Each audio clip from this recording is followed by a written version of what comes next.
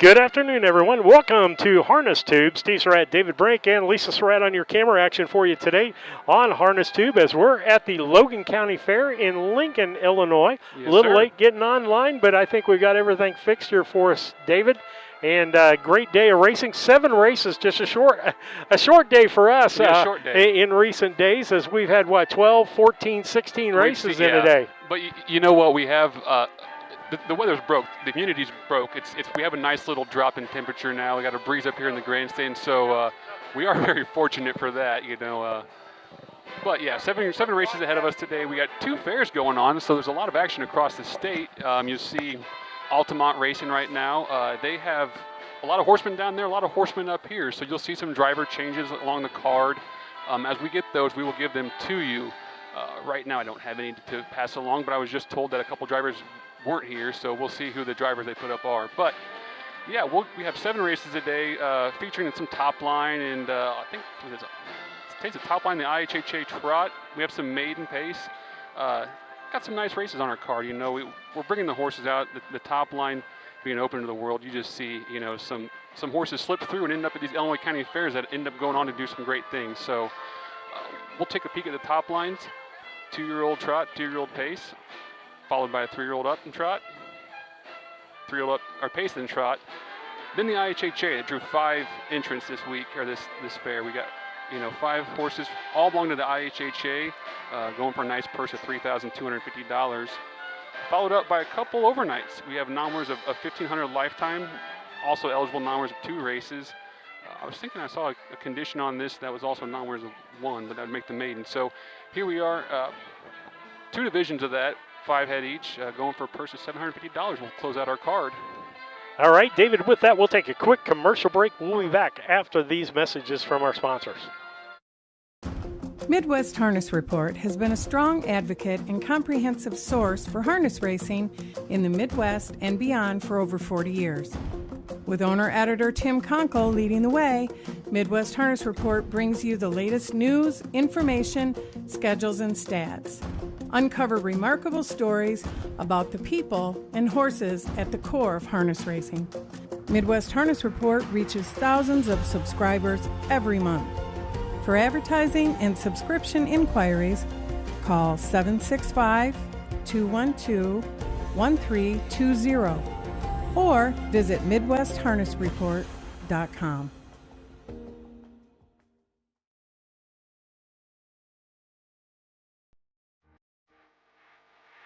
Own a little and love it a lot. TheStable.ca is an award-winning fractional ownership operation. Buy as little as 1% of a racehorse and experience 100% of the thrill. TheStable.ca makes ownership easy, accessible, and affordable. Communication and customer service are at the heart of everything we do. Get started at TheStable.ca. Back with you on Harness Tube. You can find us at Harness Tube on YouTube at Harness Tube IL, on Facebook at Harness Tube, and on Besides Venmo and Venmo and the other things. The Yes. PayPal, social media, PayPal, Venmo for donations. So if you can find us, just basically if you search Harness Tube, I think we're the only one out there doing it under that name. So it should point you to the right direction. If you see the green H triangle, you're in the right spot. All right. Don't forget to subscribe. Talk to some people down yeah. here that are part of this association here, and they absolutely love it. And both of them have subscribed on each one of their phones. And Yep. we want, if you have multiple phones in your house, everybody subscribe. We're trying to get to 1,000 subscribers. Exactly. And we've had people up here saying that they really appreciate what we're doing. They've been watching us all year long.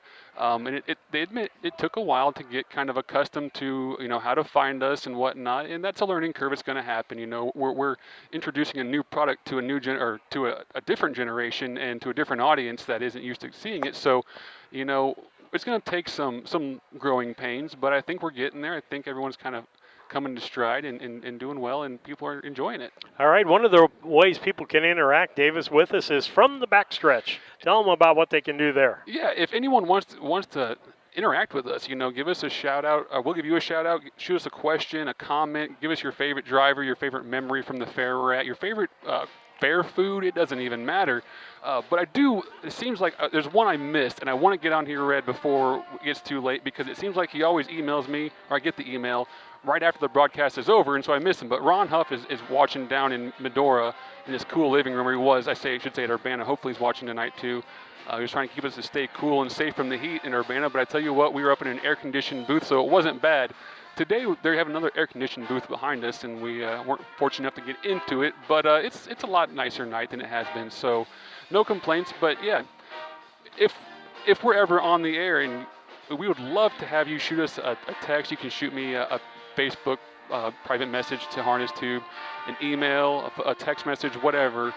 We want to hear from you. This is a lot more fun when everyone's interacting and kind of playing along. I was talking to Wayne Decker today on the phone, and we were talking about how the horse racing community is a family, and it really, really is. It really is something that we all kind of pick up the slack for each other, and when we're all into it, kind of all together, talking and interacting, it makes it a lot more fun. So we'd love to hear from you. Bring those shout-outs coming, and we'll get them on the air. And I tell you what, if you have an older person that likes harness racing but can't get out anymore, we encourage you to go over, if they've got a smart TV, and show them how to do it, fix it up for them, or even a computer or a tablet so they can enjoy the racing, or better yet, bring them over to your house, feed them, and give them a great days of entertainment. We think they'll enjoy it, that you'll enjoy it, and so we get to that age where we start cherishing those memories with that generation, and they're getting fewer and further between. So, this is an opportunity to take advantage of that. Invite them over, go over to their house, set them up. They'll reminisce about memories they've had with the sport, or memories they have at their local fair or whatnot. You may hear stories you've never heard before, and that's really what life's all about. It is generations and passing down family traditions and whatnot. So, well, we go into all these racetracks. Lisa and I have been to the Brown County horse racing for a number of years and got to know people there, horsemen and so forth. But being out in all these races and even just talking with you on the broadcast is broaden our information, and the information you get from our announcing staff, Ed Teefee and Kurt Becker, and who's doing it today? Josh Carter from local Williamsville will be on the microphone. This is a 15-minute drive for him, so he's going to do the announcing for us. I did say we have another track going right now down in Altamont, so talent, drivers, trainers, announcers all across the state, officials are at a shortage. So Josh Carter came out of retirement. He's going to do some announcing for us, and he'll do great. He's been doing it for a long time, and he's good. And so with that, he's a pretty good handicapper too, so we'll see if he starts handicapping these things for us. Let's talk about the races that are coming up on our schedule. We will be back to the Logan County Fair tomorrow. Yep. Post time is at 1:30. Then we take Tuesday off. Good for us. And get ready to go to Charleston for 3 days, August 2nd, 3rd, and 4th. On the 2nd, it's a twilight. It's 5:30 p.m. Start on the 2nd, on the 3rd, and 4th. It'll be a 12:30 post time. And then we finish up Saturday and Sunday in hometown Mount Sterling, Illinois for the Brown County Fair, racing at 2 p.m. both days on that. Any special things that you want to note about the Brown County Fair that we know? The Brown County Fair, has a stake, the BC Stakes coming up this year, so that'll be a big attraction. You'll see a lot of nice horses come to our fair. But speaking of special attractions, and on the heels of my last topic, I think we'll go ahead and give the fans the information that it looks like the 3rd and 4th at Charleston, the afternoon cards, the 12:30 cards. Yours truly will be on the track announce duties over there, so pulling double duty with the broadcast and track announcing, but we'll make it happen. We'll have fun. We'll figure it out just like we did up at Cambridge, yeah. Cambridge, and you had 18 years of dust to take off. I'm still David. prying it off, but that's a great area, great fair. Any fair that can host 3 days, I mean, that's a testament to and of itself. I should say 3 days on the back of local Altamont is put in a week. So these horses are definitely down in that area. I should say there's tons of horses, tons of interest, tons of horsemen. I told Leanne Shin in a conversation earlier this year. It's been eye-opening to go to some of these fairs down around that direction I don't typically go to because they have a lot of fun. They really do put on a nice program. The crowds goes nuts, and there's kids in the grandstand. So it's not a bad thing to go down to Charleston area. And here comes the rest of our judging staff and people across the Tina Schrock, her mom. Michelle Monier-Sealers, Tim Searle is associate judging today, I believe, and Marietta Walker coming across too. She does a lot of Tina's work.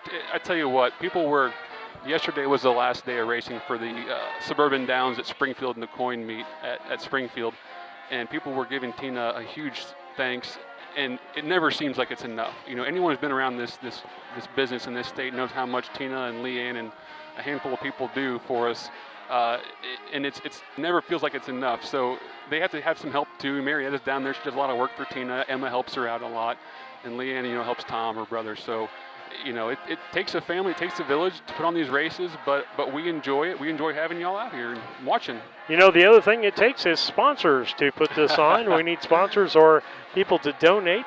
We'll talk about more after we get back from these messages.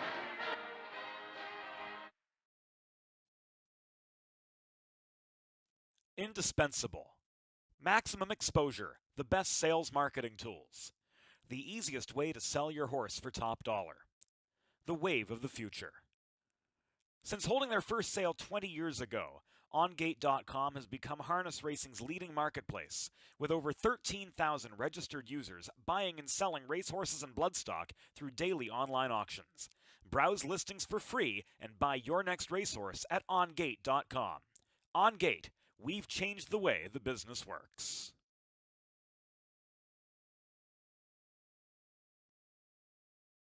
Yoder Custom Woodworking was started in 1995 by the Yoder family as a retail Amish furniture store in Sullivan, Illinois. They offer custom kitchen cabinets, granite and quartz countertops, built-in office and bathroom cabinetry, and offer a wide range of Amish furniture. Their store is located at 1117 West Jackson Street in Sullivan, Illinois, with store hours Tuesday through Friday 9 to 4:30 and Saturday 9 to 3. For more information, contact Yoder Custom Woodworking at 217-728-2166.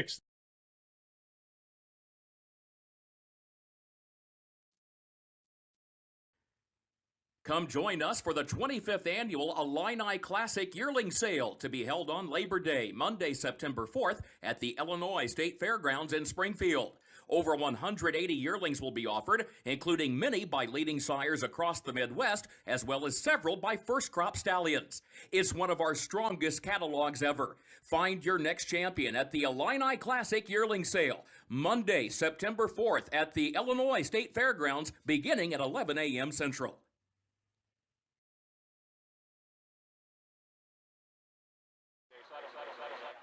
Back with you on BC Hornet Sports, your source for Brown County sports and more as we get ready to go here with the broadcast. And we're just happy to be here with you and be a part of the broadcast today. David Brink alongside Lisa Surratt doing your camera work for you. But David, we can't do this without advertising sponsors and donors. Yes. And we need both of those to equal out the broadcast, but to also continue to do this for free. Right. We don't want it so full of ads that it takes away from some of the side talk that we have. But in order to do that, we need donors to donate and tell them we've got our donors up on the screen. And David, we've had so many people help us this year. Next year we'll have a kind of a game plan of how to go about this and how to ask for the money, properly. Here's how you ask for it. People donate. And that's all we've been doing. But it's worked because the donations keep coming in, and it's blown me away because the people have opened their hearts and their pocketbooks and really have made Harness 2 possible. And then our advertisers, that was my original idea, is fill the races with ads or something, but to pay for it. We haven't quite got as many to fill at the time, but the ones we've got are getting a lot more plays, and I really think it's lent to more time to have some conversation, which I think adds to the product. In my mind, I watched, you're not familiar with this, but yesterday was the Adios out in the meadows, and anyone who's a harness racing fan watched the Adios card and probably watched the Hambo Eliminations card last night at Meadowlands. But the Adios put on a great production. I think they said they had four different production spots that they were running. They had an interview over in the paddock area. Of course, the judge or the announcer stand. They had something on the apron there. I really think that when you can bring a production value in a program to the fans, I think that's going to help us get some fans and retain fans. People like hearing people talk and hearing information, and so that's my dream is is to keep some of the donors here because they keep our conversation, our banter, and our, your questions, your quote-unquote newbie questions coming, because those open the door for a lot of information for people who may not know. Well, absolutely, and like I said, we can't do without it, and by broadcasting, Lisa and I have a bunch of new friends. Oh my gosh. Lisa has, because she's in the stands normally with the fans. Yeah. And so people are up talking to her all the time. And folks, like David said, this is a community, and a community that is fun to be involved with. Now, how can they donate, David? It's easy. We have a few ways. We have Venmo and PayPal set up if you're on technology or your phone or internet or whatever, but a majority have just come through hard-written checks in the mail. P.O. Box 63 in Mount Sterling, Illinois, 62353. It's on the screen there. Drop us a line, drop us a donation, and it helps keeps us going forward. And like I keep saying, the Surads have very generously been with their equipment donated this year, because right now I'm renting it from them, we'll say, but it's not.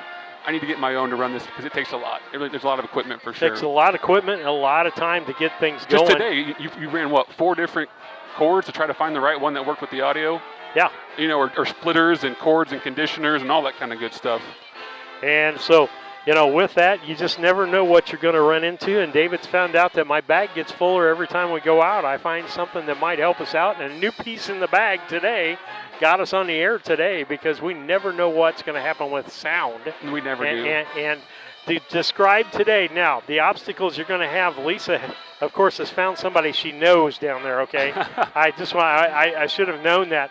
But the fact is you'll see the race. That's what fairs are about, right? Yeah, absolutely. You'll see them come down the home stretch.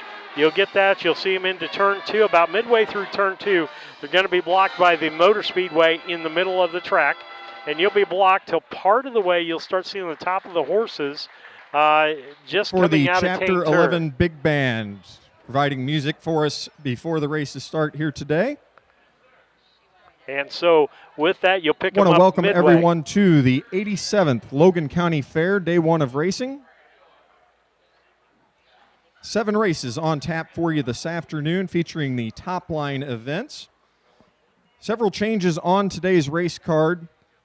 No scratches to report at this time. There will be several driver changes throughout the day, including 2 in the first race. So we'll give those to you now as you make your pick-a-winner selections. In race 1, make the driver on the 2, Take Me Dancing, Rick Schrock. Rick Schrock will drive the 2, Take Me Dancing. Also on the 3, Trident Born. Make your driver Mike Cox. Mike Cox to drive the 3, Trident Born. Again, that's Rick Schrock on the 2, Take Me Dancing, Mike Cox on the 3, Trident Born. There will be several driver changes as we go along. We'll get those to you as the races proceed. We're about 5 minutes away from the first post here this afternoon at the Logan County Fair. At this time, we ask that you please rise. Gentlemen, if you would, please remove your hats as we honor America with the playing of the national anthem.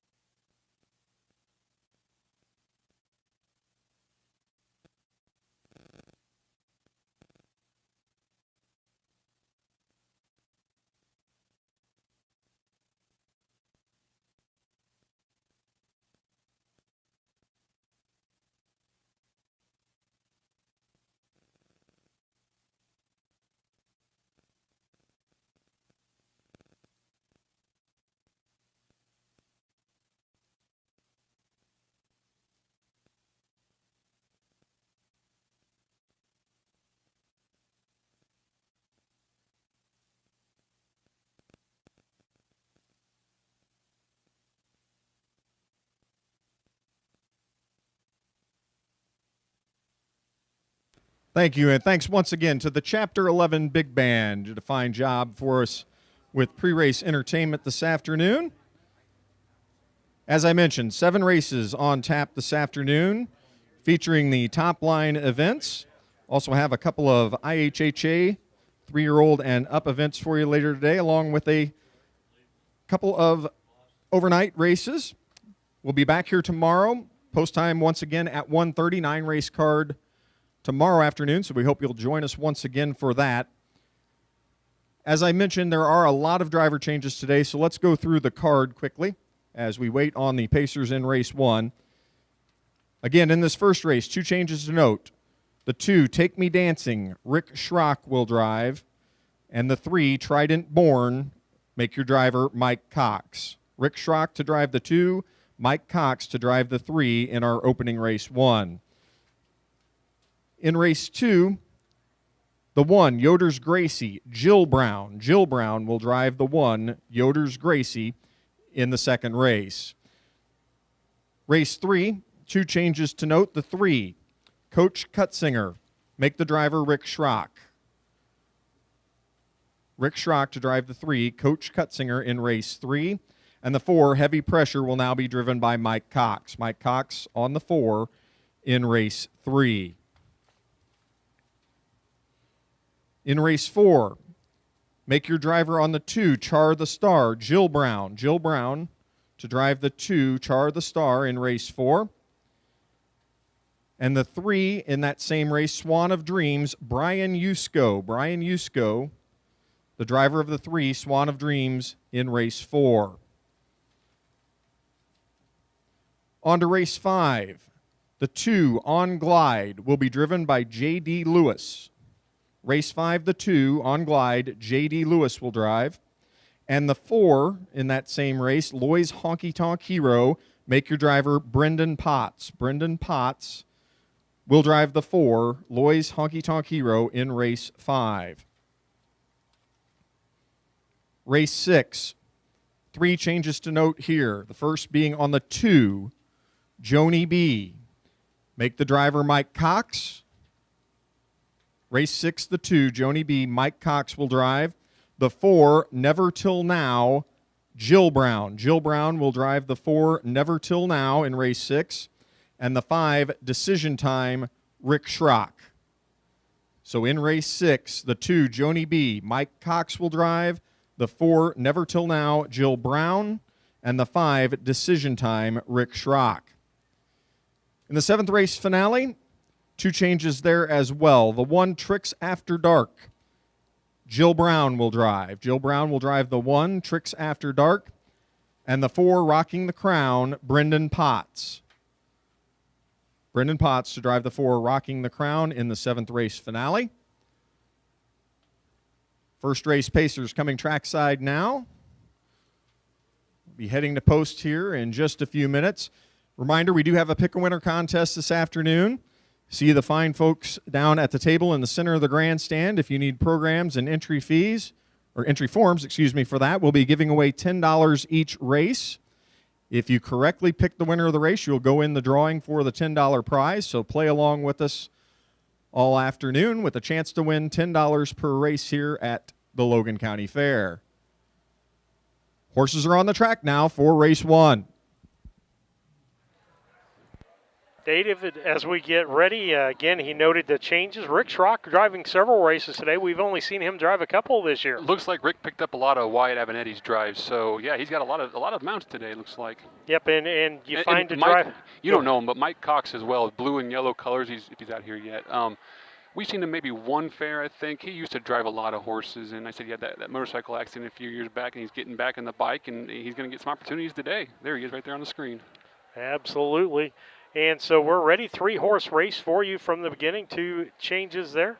But any favorites of yours in this first race? You know, we just saw that Trident Born win at Urbana, but with Jordan in the bike. So I would, knowing how Mike races, I would say he's going to probably drive pretty hot and try to control this race.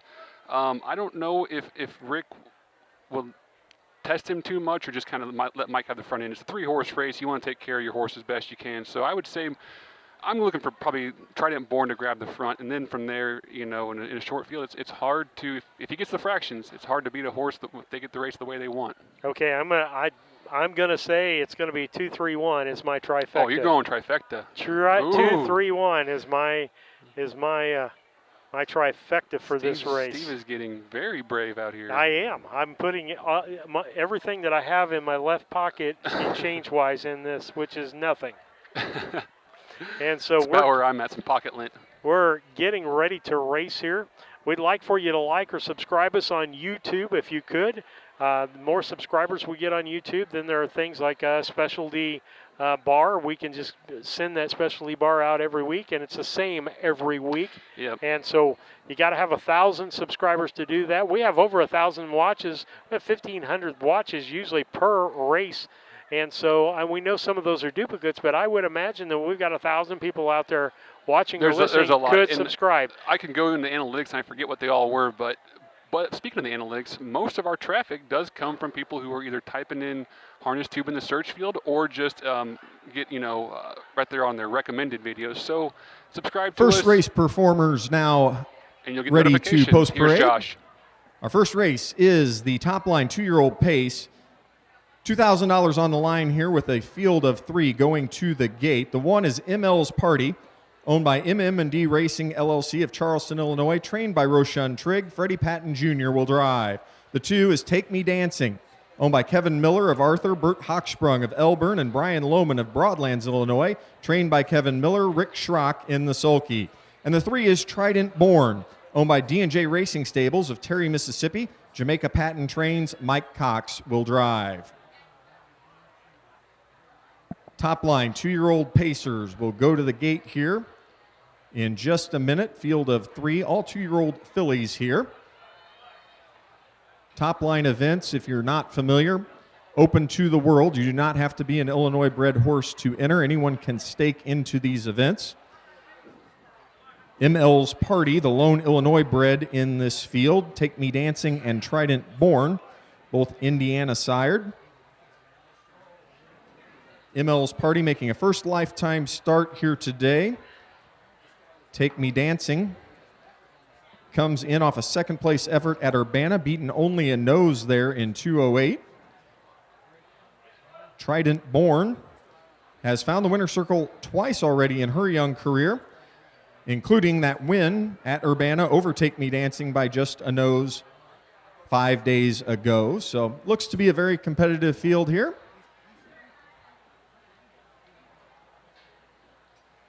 Last call for those pick-a-winner selections here in race 1 as the field begins to gather behind the gate.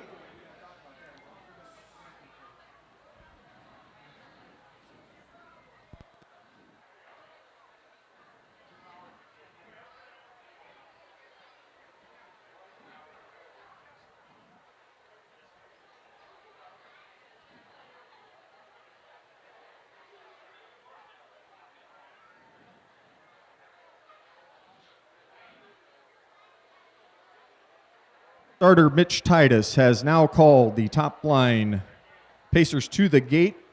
ML's Party with Freddie Patton Jr., Take Me Dancing, Rick Schrock, Trident Born, and Mike Cox lining up behind the gate, and the gate now rolling.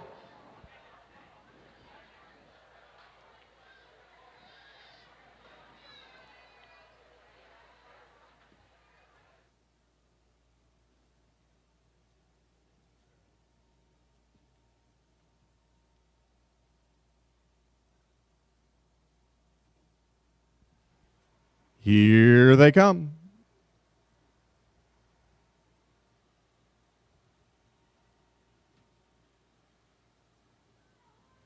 And they're off and pacing in the top line. Good start for Take Me Dancing, who grabs the early lead over Trident Born. A few links back now to ML's Party in third as Rick Schrock and Take Me Dancing have grabbed the early lead. Just a length and a quarter in front of Trident Born, who will get a nice pocket trip in second for Freddie Patton Jr.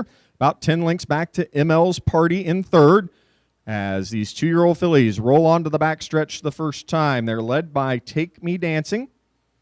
Indiana-bred filly will head them past the quarter-mile mark. Rick Schrock comfortably in the lead as the pace begins to slow just a bit here. Trident Born still sitting there second. They're off the quarter in 32 and 2/5 seconds, so a very reasonable opening quarter here for Take Me Dancing, who is still a length clear of Trident Born, far back to ML's Party in third, as the top line Pacers have entered the stretch for the first time, still led by Take Me Dancing. This filly looking for her first lifetime win here today. Main competition appears to be Trident Born, who sits right behind her. These two only a nose apart at Urbana 5 days ago. Off the half in 103 flat. It's still Take Me Dancing. Trident Born right there in second as the pace begins to quicken a bit as they head onto the backstretch. And Take Me Dancing still there as they hurl down to the 3/4 mile mark. Trident Born still a tight second, far back to ML's Party in third. They're past the 3/4 mile mark. It's still Take Me Dancing. 1:32 and 3 for 3/4, and now Trident Born begins to angle to the outside, and these two, with 1/8 of a mile to go, only a quarter length apart. On the inside, it's Take Me Dancing. On the outside, Trident Born. These two head and head, and now on the outside, Trident Born trying to get to her. Take Me Dancing still there on the inside. Trident Born on the outside as they come down to the wire. It's Take Me Dancing by a neck. Trident Born, a good second there and a big effort. Far back to ML's Party, who will be third.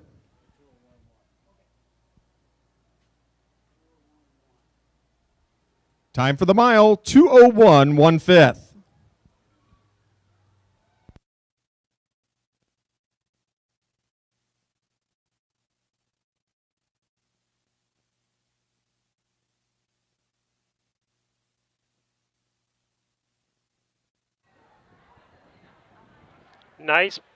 Nice lap there. Nice mile by those horses in this race, David.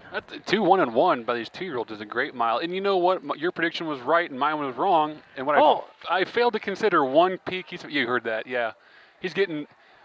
Steve's trying to get witnesses now that I was wrong, but no, that I was right. Well, okay. I need to know. You're wife telling her. Okay. Her every time I'm right. Fair enough. But I failed to consider one key piece of information, and that was Take Me Dancing was trained by Kevin Miller and had been raced by Wyatt Avenetti. When they came down in front of the start line, I could see Rick had his hands full of horse, and I thought, uh-oh, he's getting the front. No way in heck is Mike getting around him. And sure enough, he grabbed the front. Now, Mike did, that Trident Born flipped out of that last turn with a ton of pace, was pacing sideways, if you could see on the camera there. But then kind of straightened back up and overcorrected and kind of bared in a little bit. Kind of cost maybe half a length as Mike had to grab the lines and re-drive a little bit. But, Rick did a great job. He had a handful of horse. He put him down the track and got that horse a mark at 2-1 and 1. Big mile. Take Me Dancing, winner here in race 1. Our pick-a-winner, Michelle Schoonar. Congratulations, you've won $10 in our first pick-a-winner contest today. See the folks down there at the table in the center of the grandstand to claim your prize. And David, just a wonderful day here. Nice breeze at the Logan County Fair, and a good race to start with. Opening mile here for Take Me Dancing. Victorious in 2:01 and 1. Last quarter there, a snappy 28 and 3, so the track appears to be in very good condition this afternoon.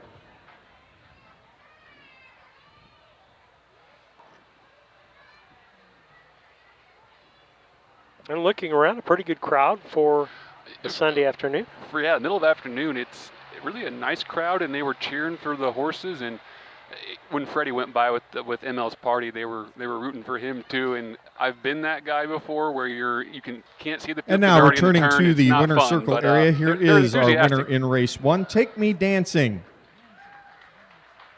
Take Me Dancing, a 2-year-old filly by Tell It Like It Is out of the sports rider mare Northern Beauty.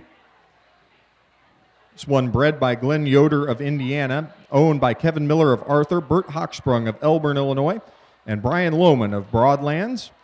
Trained by Kevin Miller, driven to victory here by Rick Schrock. This is a first lifetime win for the Indiana sired filly. Takes a mark 2:01 1/5, winning the top line 2-year-old pace.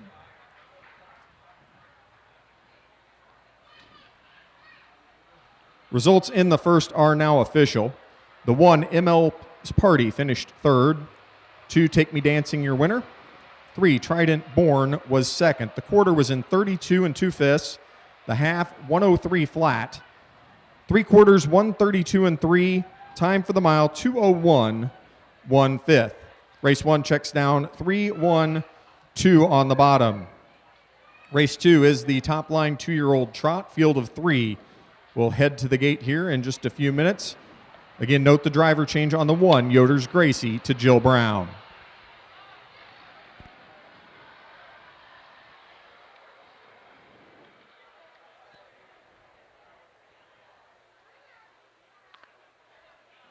Started out with a great race today, David. Tell some people about liking and subscribing.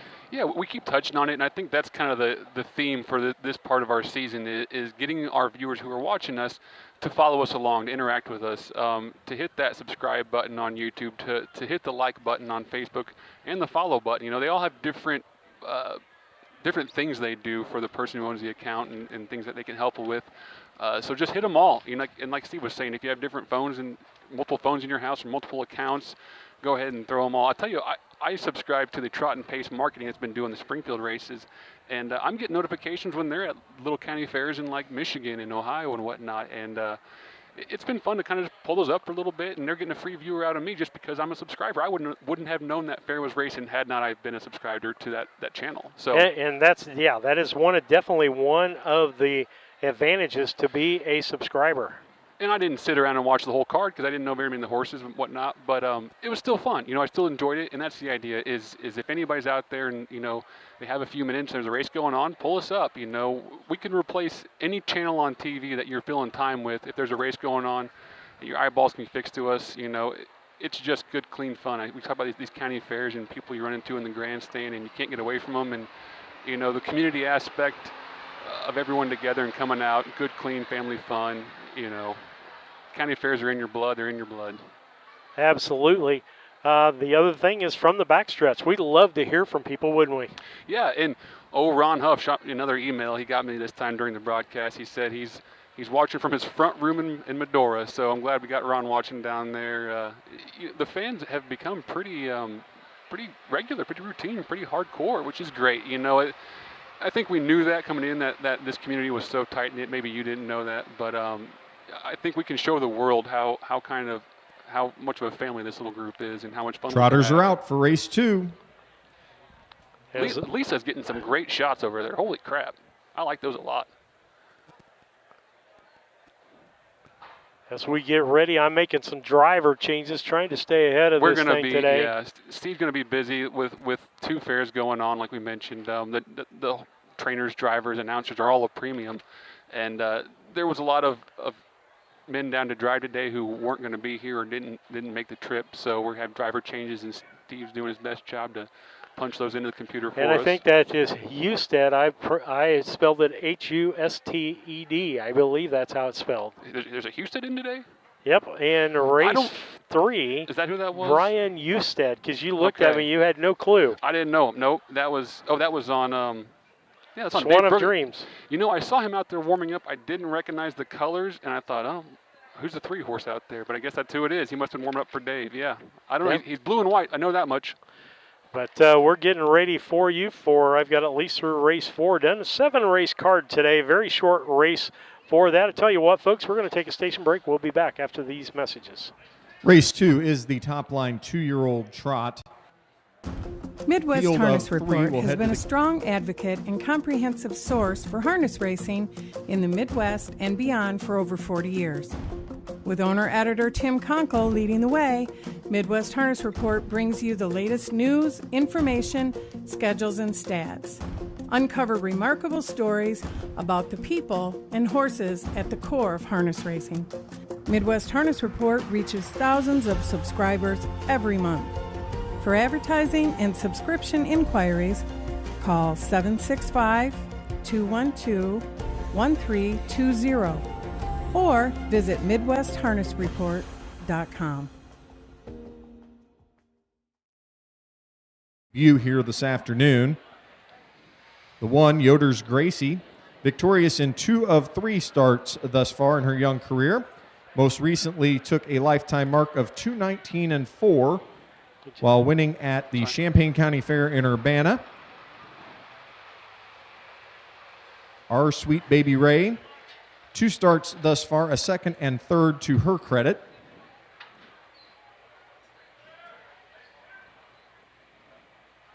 These young fillies just getting started in their careers.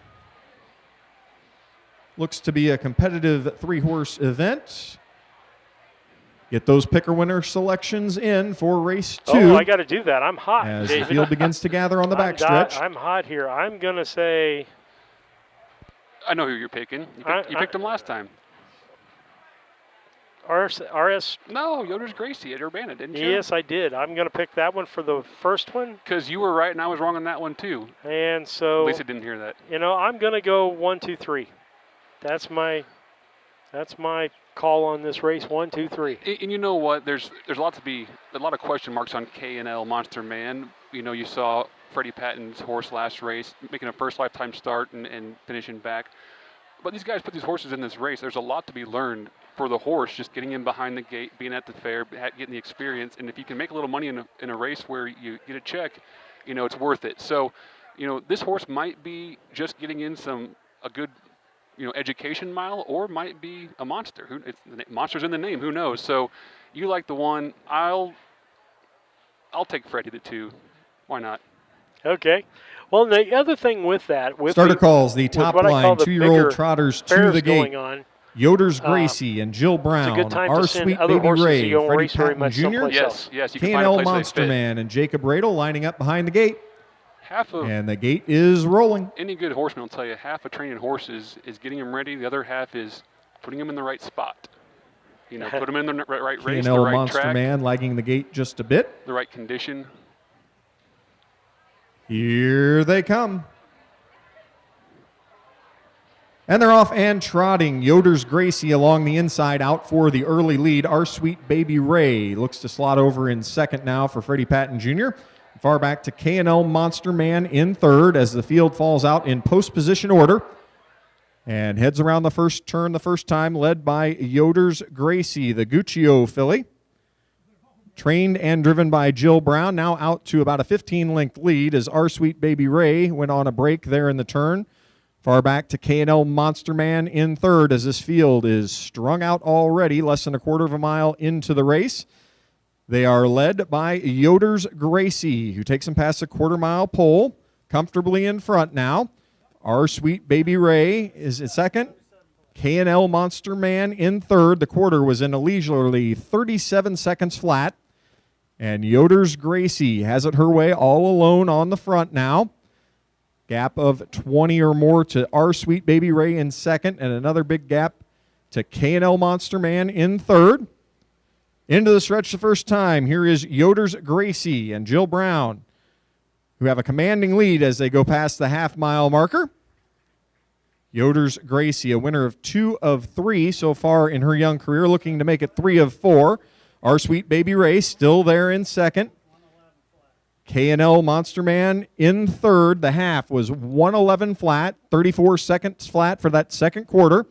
And Yoder's Gracie still all alone as she heads on to the back stretch.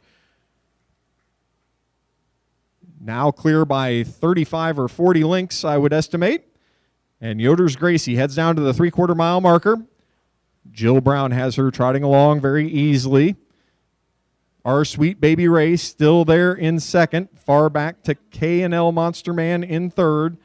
1:47 flat for 3/4. Yoder's Gracie, 1/8 of a mile to trot. She is going to be a winner here, it appears, as she heads into the stretch the first time. And Yoder's Gracie all alone for the stretch drive with Jill Brown.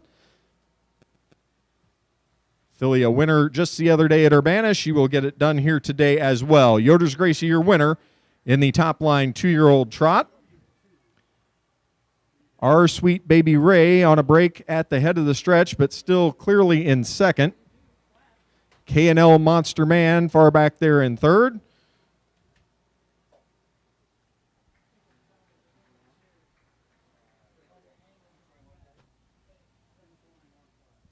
Time for the mile, 2:21 flat.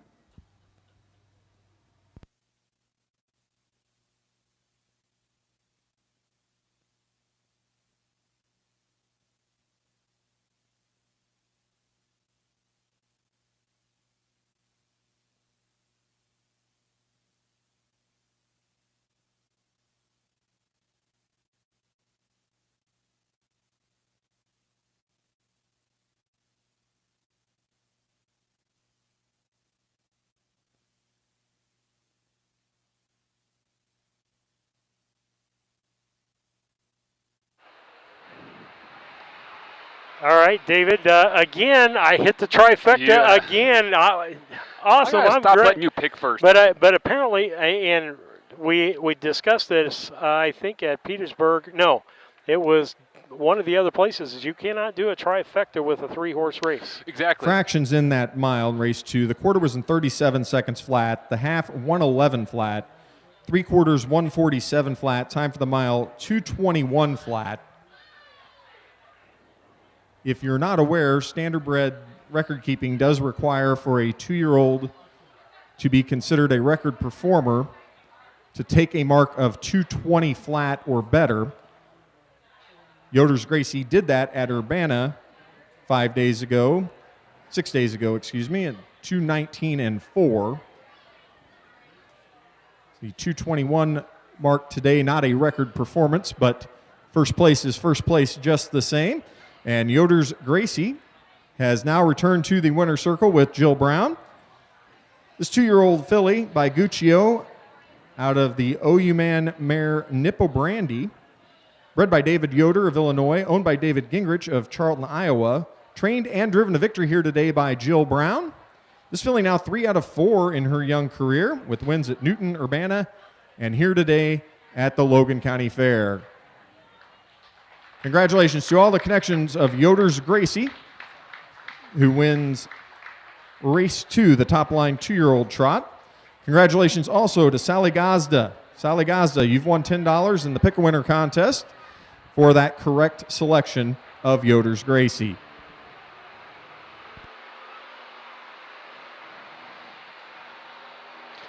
All right, David, not a very exciting race there, but again, we talk about some at least one horse in that race that needed the experience on the track. Right, and like we're saying, you know, if you have a horse that Race 2 results are now official. The 1, Yoder's Gracie, your winner. The 2, Our Sweet Baby Ray, was second, and the 3, K&L Monster Man, was third. Quarter in 37 flat, the half in 111 flat, 3/4 147 flat. Time for the mile, 2:21 flat. Checks down 1, 2, 3. Race 3 is the top line 3-year-old and up pace. Field of 6 will head to the gate here. 2 driver changes to note as you make your pick a winner selections. The 3, Coach Cutsinger, will be driven by Rick Schrock, and the 4, Heavy Pressure, Mike Cox will drive. Rick Schrock on the 3, Mike Cox to drive the 4 in the upcoming 3rd race.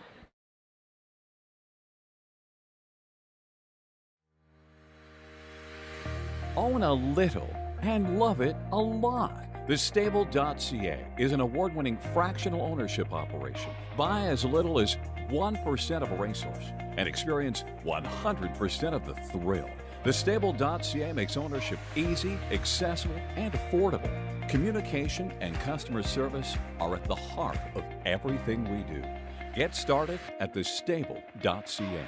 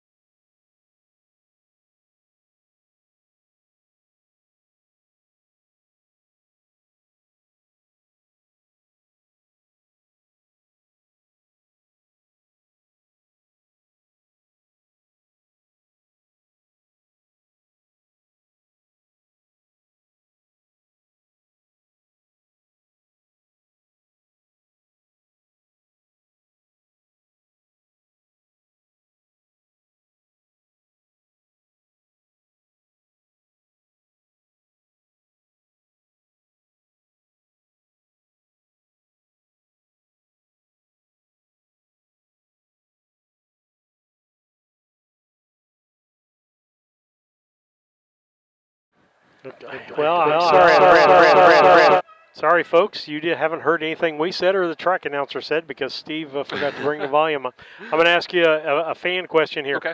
A driver question? Would you rather be number 4 on the gate or the first one behind number 1? Great question, and it depends on the situation, as a lot of things do. If I had a lever and I wanted the front end, give me the 4-hole. I can break into that turn with a little less of a drastic angle and make it with a little less cranking my head around. But if that one horse is a lever and I can sneak out behind him, get away second on their back, and maybe park out the horses that are trying to clear. Starter Titus is called the top line, paces to the gate. Coach Mamacita with Steve Halford, Candy's Fortune, Freddie Patton Jr., Coach Cutzinger with Rick Schrock, Heavy Pressure, and Mike Cox, Hardhead's Little Chris and Larry Plank, Mock Diesel and Jill Brown lining up behind the gate. And the gate is rolling. I do want to change my pick to Candy's Fortune here, though, I think, because that close to going over $100,000, that would be huge. Here they come. So that's your sentimental pick, Candy's Fortune. 2-1-4? I don't know. I want Candy's Fortune to win for that reason. All righty.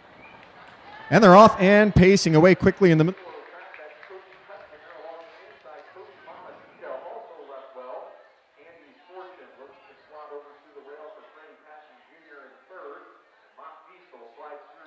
Tier into 4th. That's Heavy Pressure away 5th, and Hardhead's Little Chris at the back of the pack as they roll down the backstretch. Coach Cutzinger and Rick Schrock have made the top now over Coach Mamacita in 2nd. That's Candy's Fortune 3rd, Mock Diesel 4th, Heavy Pressure 5th, and Hardhead's Little Chris 6th. Off the quarter in 29 seconds flat. So a quick opening panel here for Coach Cutzinger. Now a length and a half clear of Coach Mamacita. Candy's Fortune still there in 3rd. Mock Diesel 4th. Heavy Pressure 5th.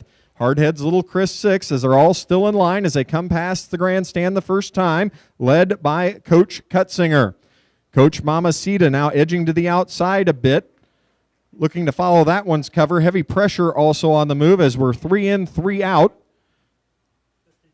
Off the half in 59 flat, so a good mile here. Coach Cutzinger looking to cut a better than 2-minute mark and has now opened up on this field by 3. Along the inside, that's Candy's Fortune now moving into 2nd. Coach Mamacita on the outside 3rd. Now pulling 3 wide down the back stretch. That's Heavy Pressure who's under a drive.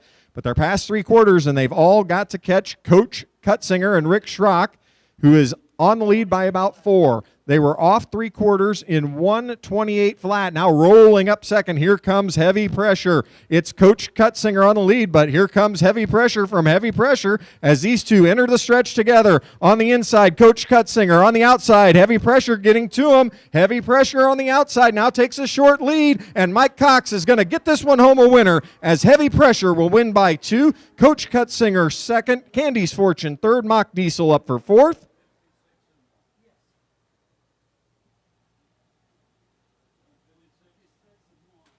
Time for the mile, 1:56, 1/5. Whoa. Well, David, 1:56 and what? 1:56 and 1 is what I heard. Horses are smoking, aren't they? Wow. And again, where did the 4-horse end up on yours? I know, but... No, I'm saying where did he end up place-wise? 1. Oh, 4 finished first? Yep. What was the finish order that you have? I have the 4-horse was first, Rick Schrock and Coach Cutzinger was 2nd, followed by Candy's Fortune up for 3rd. Hang on, I've got to write this down. All right. Number 4 was 1. Okay. Yep. 2nd place was Candy's Fortune, Coach Cutzinger. Okay. 3rd was Candy's Fortune. 4th, Mock Diesel. 5th, Hardhead's Little Chris. And 6th, Coach Mamacita. That's unofficial. That's just my eye going across the wire. Yep. And let's see. How did I do? The inside 4, 3. cover of your program lists the Logan third County place. Fair track records. Mamacita that mile in 1:56 and 1, not a track record, but certainly one of the fastest miles ever over this racetrack. Incredible filly. Won here in 2015 in 1:54 and 4. In 2002, Fox Valley Jackson and Wrist Rocket both victorious in 1:55 and 3. But Heavy Pressure today in 1:56 and 1. Certainly one of the 5 or 6 fastest miles in the history of this racetrack. Mentioned after race 1, the 2-year-old fillies win a very nice back half in a good mile. Track appears to be very fast today, thanks to Jim Austin and all the folks that have helped with that. Now returning to the winner's circle area, victorious in the 3-year-old and up top line pace. Here is Heavy Pressure.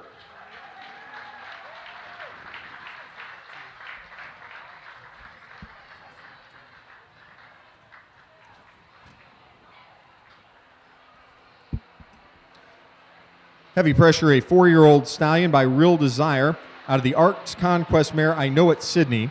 This one bred by Rod and Rita Williams, owned by LaToya Holt of Clinton, Mississippi, trained by Roshan Trigg.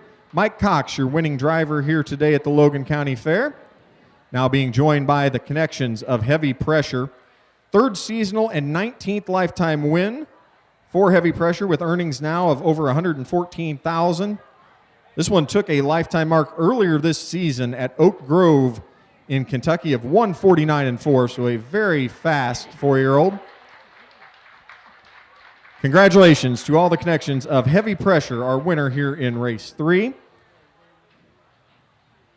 John BQ, congratulations to you as well, because you are our pick-a-winner winner in race 3 for that correct selection of Heavy Pressure.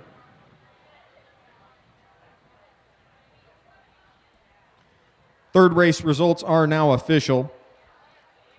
Coach Mamacita finished 6th. Candy's Fortune 3rd. Coach Cutsinger 2nd. Heavy Pressure your winner. Hardhead's Little Chris was 5th. Mock Diesel finished 4th. The quarter in 29 seconds flat. The half in 59 seconds flat. 3/4 128 flat. Time for your mile 156 1/5. Race 3 checks down 6:32. 154 on the bottom. Okay, David, upcoming your race unofficial 4 stats is were the correct. final of our top line events. The 3-year-old and up trot. Field of 3 will head to the gate. 2 driver changes to note. The 2, Char the Star, make the driver Jill Brown. Jill Brown will drive the 2, Char the Star. The 3, Swan of Dreams, Brian Yusko will drive. Brian Yusko will drive the 3, Yusko. Swan of Dreams in the USKO. upcoming 4th race. If anyone out there has that name and we're saying it wrong or spelling it wrong, please let me know. I don't know this guy, Brian, but he's driving one here today. UK. I do want to mention while you're doing that, Steve, remember I changed my pick to Candy's Fortune? Remember why? Because she was so close to $100,000. I wanted Brian and Candy to hit that mark. That 3rd place finish, my math adds up. If this is right, my math has her at $99,974. So the next race. $26 short, from that plateau. But that's a huge number. That's a great accomplishment for that 5-year-old mare. So congrats to the Herzogs. Absolutely. And Kurt said at Urbana, the Herzogs have become very quickly, one of the largest breeders in the state. They have, a handful of good mares, and they pick good stallions and good crosses and offer some great yearlings for sale. So, that Herzog name is going to be around for a while. All right, we'll be back after these messages.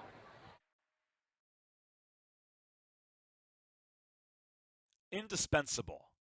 Maximum exposure, the best sales marketing tools. The easiest way to sell your horse for top dollar. The wave of the future. Since holding their first sale 20 years ago, OnGate.com has become harness racing's leading marketplace, with over 13,000 registered users buying and selling racehorses and bloodstock through daily online auctions. Browse listings for free and buy your next racehorse at OnGate.com. OnGate, we've changed the way the business works.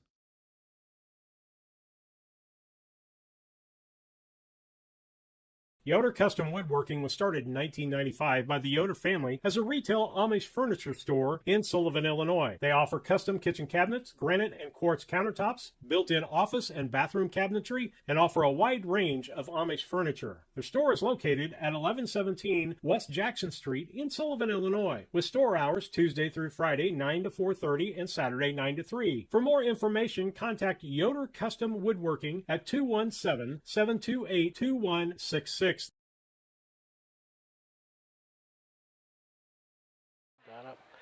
Steve Surratt, David Brink, Lisa Surratt back with you on Harness Tube as we're at the Logan County Fair in Lincoln, Illinois. We're about halfway through. In fact, this will be our halfway race here. As we've got 7 races on tap for you today. We're halfway between the races, so we're halfway done, right?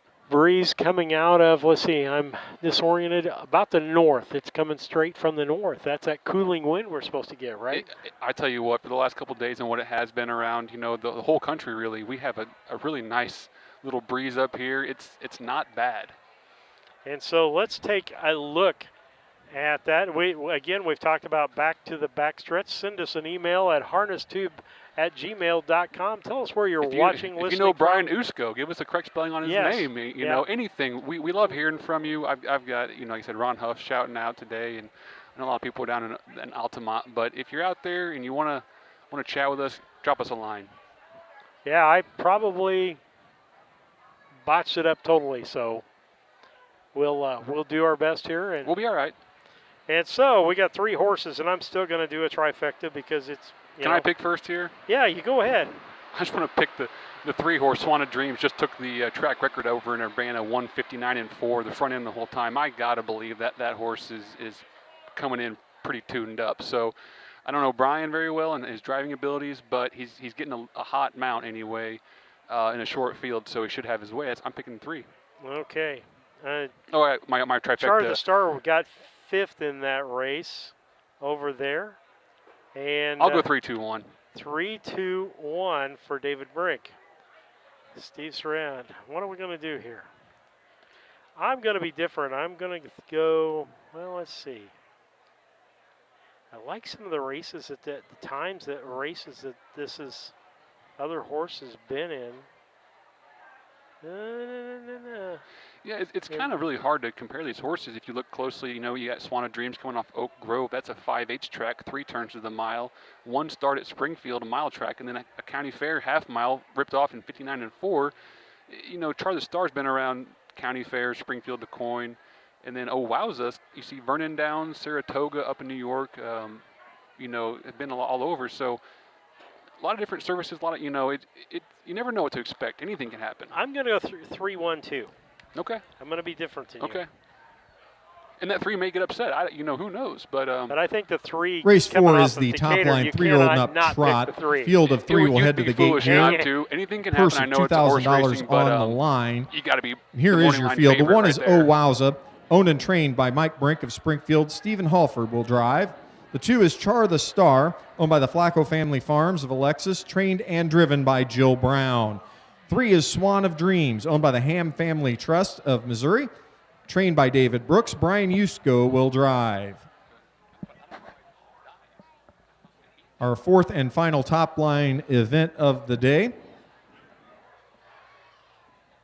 Quite a bit of variety in this field. You've got a 3-year-old New York bred filly, and Wowza, making her first start of the year. This one did win a qualifying event at Vernon Downs in New York last year in 2:01-4.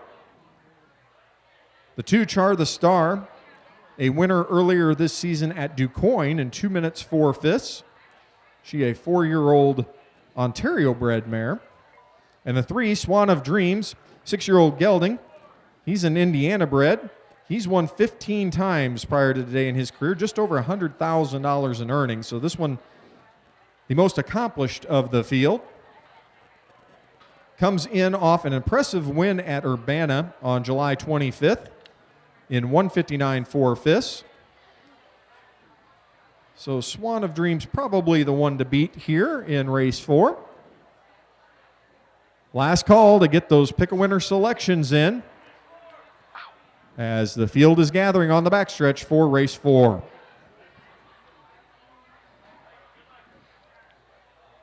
Well, David, as we got ready to go here, we've picked our trifecta in this race. Again, a 3-horse race. $2,000 purses here. Now, that's something people might want to ask the question on. You had 6 horses last race, $2,000. Yeah. 3 horses, $2,000. How was that money split up between the horses? So The horse, the purse is paid out to the top 5 finishers of the race. The first place horse, first finishing horse receives 50% of the purse. Second place receives half of that, then at 25%. Third goes down to 12%, and then 8 and 5 for fourth and fifth place. So, basically as you move up the ladder, fifth place and above, you double your money. It's almost like, now with the short fields, I'd have to look at the USDA rule book. I want to say that there's some way that they combine the rest of the purse and distribute it out. It might go to the winner. It might be evenly. I don't remember, to be honest. But yeah, there's a formula. Yeah, so if you happen to be in a race that doesn't have a lot of horses in it, the chance your purse money is going to go up. This top line series was kind of became that kind of niche, right? People who live over on the east side of the state who maybe have an Indiana bred. Starter Mitch Titus calls the top line trotters to the gate. Oh, wowza, with Stephen Halford. Char the Star and Jill Brown. Swan of Dreams with Brian Yusko lining up behind the gate, and the gate now rolling.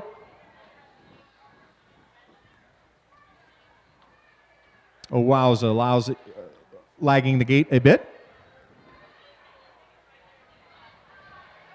And they're off and trotting on the outside. That Swan of Dreams who grabs the early lead. Char the Star will get away in second, and Oh Wowza drops in third. As the field powers into the first turn, now Char the Star has gone on a break, which will allow Oh Wowza, to slide up into second. Swan of Dreams leads him down the backstretch, now clear by about 15. That's Oh Wowza in second, gap of 10 or so back to Char the Star in third. As the Indiana-bred trotter Swan of Dreams leads him past the quarter, well clear here for Brian Yusko.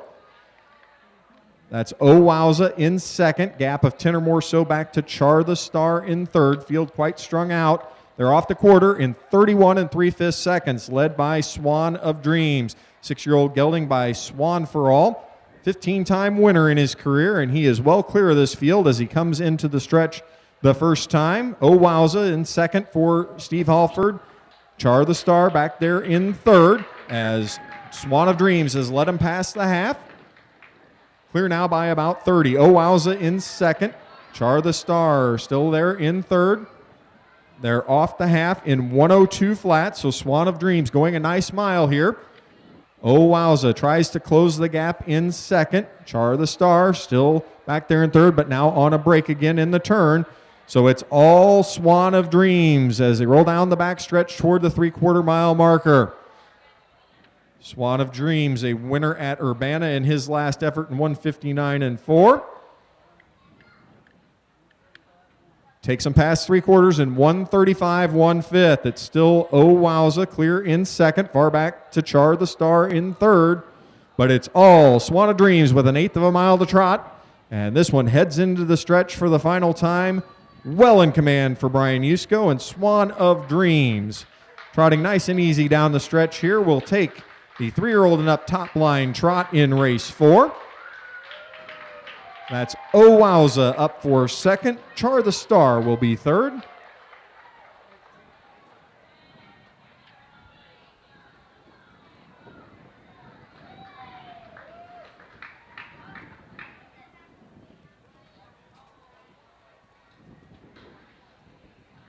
Time for the mile, 2:05 1/5. 30 seconds flat for that last quarter. And a nice effort by Swan of Dreams.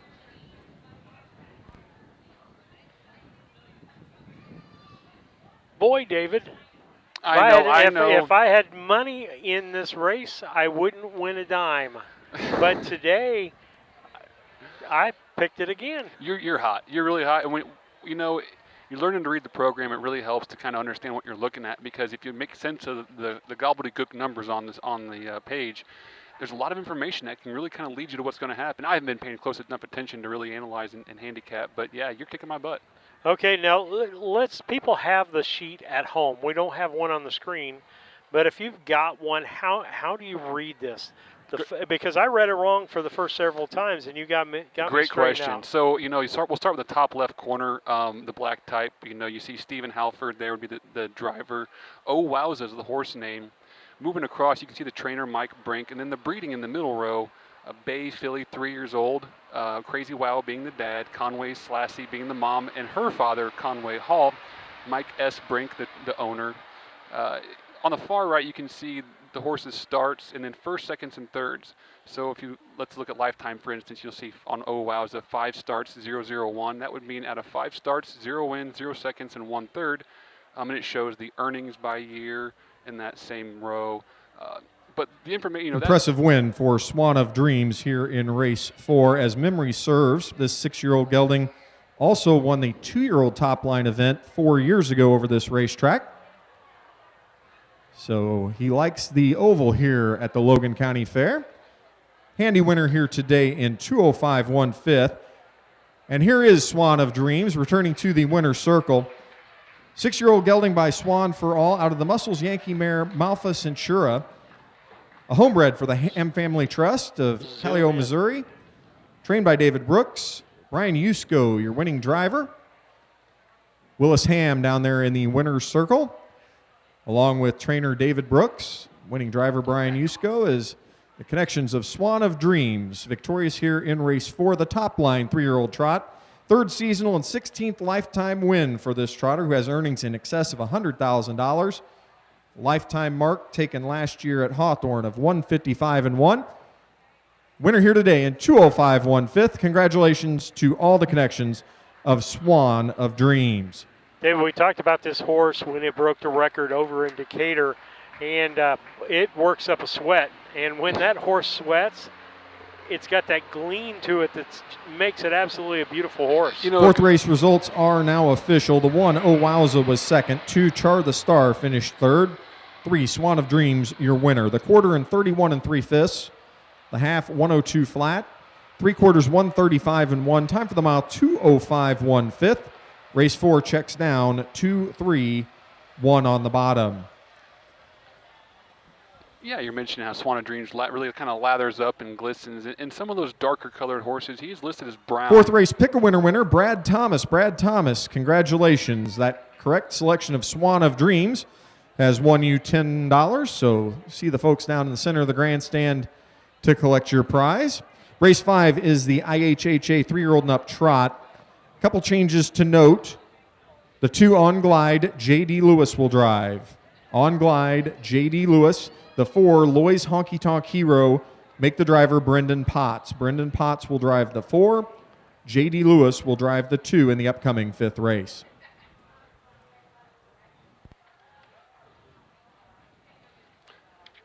Okay, a couple of driver changes for us, but we talked about the gleaning horse. I mean, Swan of Dreams is really a pretty animal. Being a Guccio, they're kind of a Swan for All, kind of a darker colored animal. You can see in the program listed as the actual brown gilding. So he's not just bay, he's got a darker kind of color to him, and it seems to kind of just shine a little bit more when it gets glistening and wet, Yeah. So, and as an animal that happens to sweat a lot, as some people do more than others, it really just kind of pops on their track. Yeah, because Lisa made the comment on the drive home how much that horse sweated. She couldn't remember what horse it was, but how much sweat was on that horse. And that horse is a sweater, as we've seen. Every horse is different, some individuals, some breeding. Lots to see and do this week at your 2023 Logan County Fair. Okay, lots of, the breeding, some breeding might have a tendency to sweat, but individuals too, and how they're trained and how they're exercised and worked out, if they're really kind of grizzled up on the bit, and kind of really never really kind of letting loose and relaxing, they can work up a sweat pretty easily just by going out there in a normal jog. So, it varies horse by horse, but some horses, they'll let go of that sweat and it'll come back in your face and it stinks and it has hair in it and dirt in it. It's fun, but. Okay. With that, we're going to take a quick station break. We'll be back after these messages.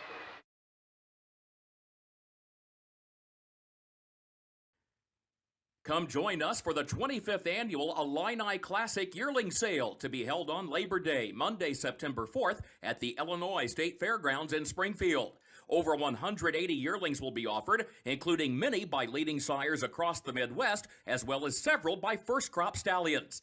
It's one of our strongest catalogs ever. Find your next champion at the Illini Classic Yearling Sale, Monday, September 4th at the Illinois State Fairgrounds, beginning at 11 a.m. Central.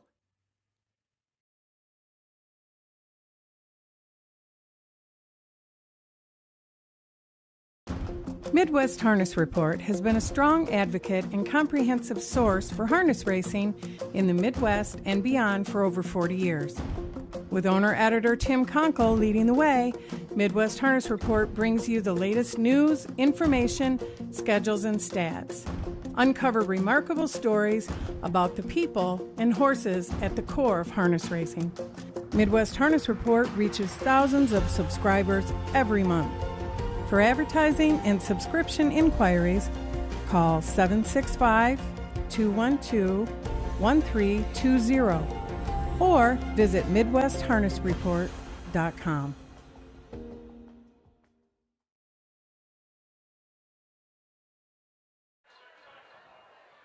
Tell you what, folks, when you listen to the track announcers, you talk with David Brink, it's a wealth of information running around. Talk to any horseman. There's a wealth of information, David, about horses and horse racing. We're talking about the days when you bring a picnic basket to the fair, sit in the grandstands and feed your family in there. And it's still a family event. You don't see the picnic baskets anymore, but you see people bring their drinks and come and enjoy a day. Today, you really, for an August, what is this, or July 30th?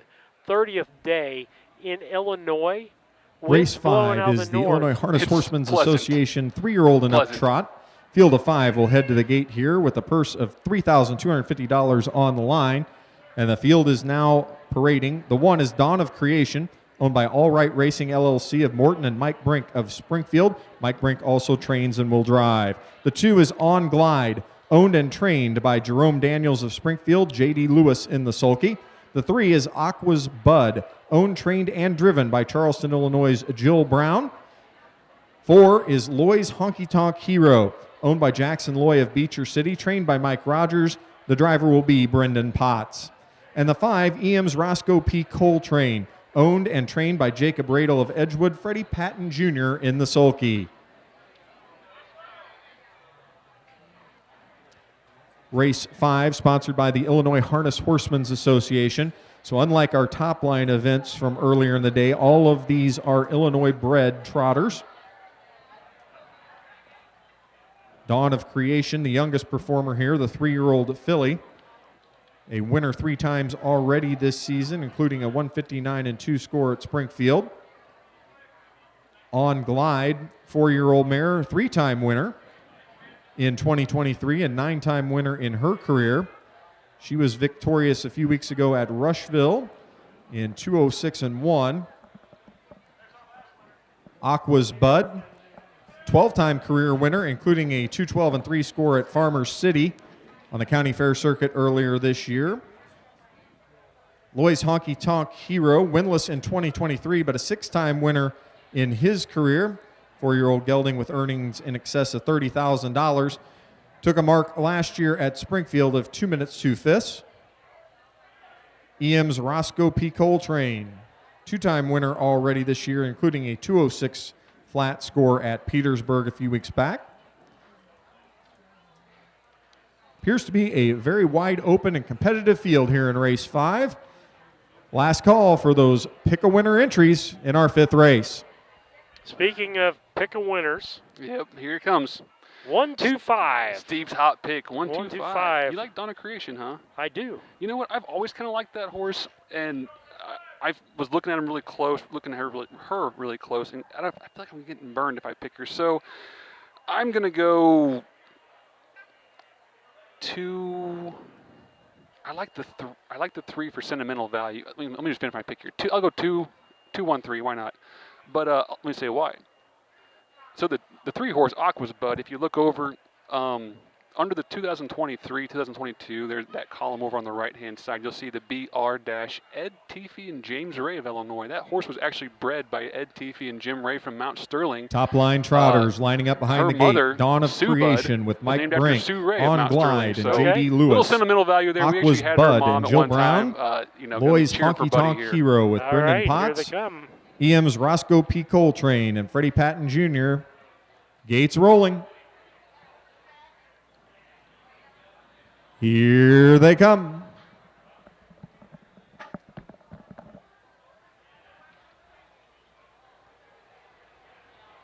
And they're off and trotting. Nice start for the top line trotters. Away in the middle of the racetrack, that's Aqua's Bud, who grabs the early lead.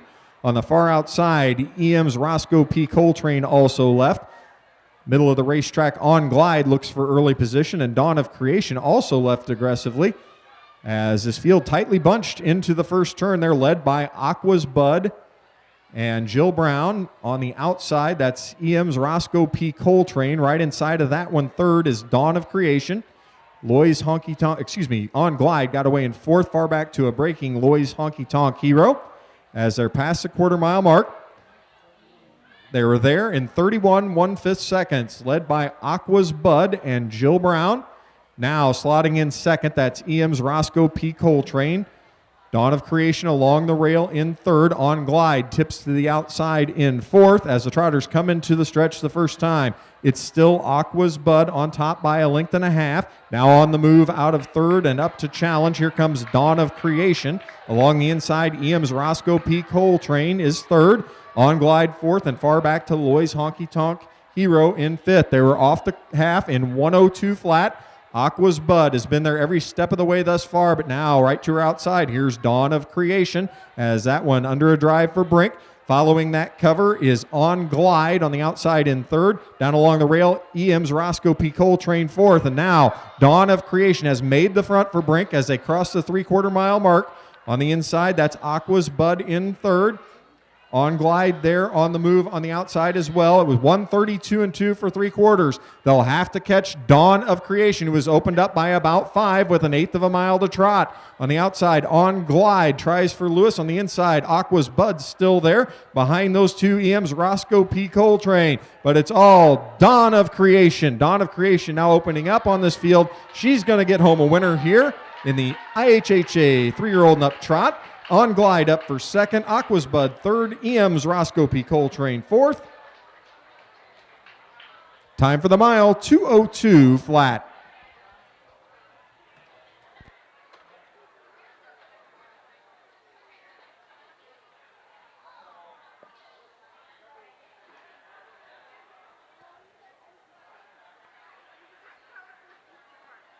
All right.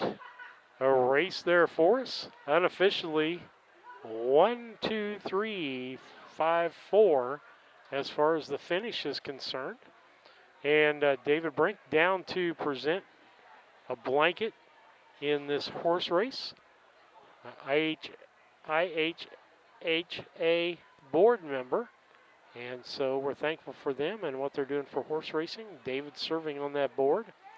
And so with that, Lisa giving you the county favor of the little ones here, getting broke into horse harness racing.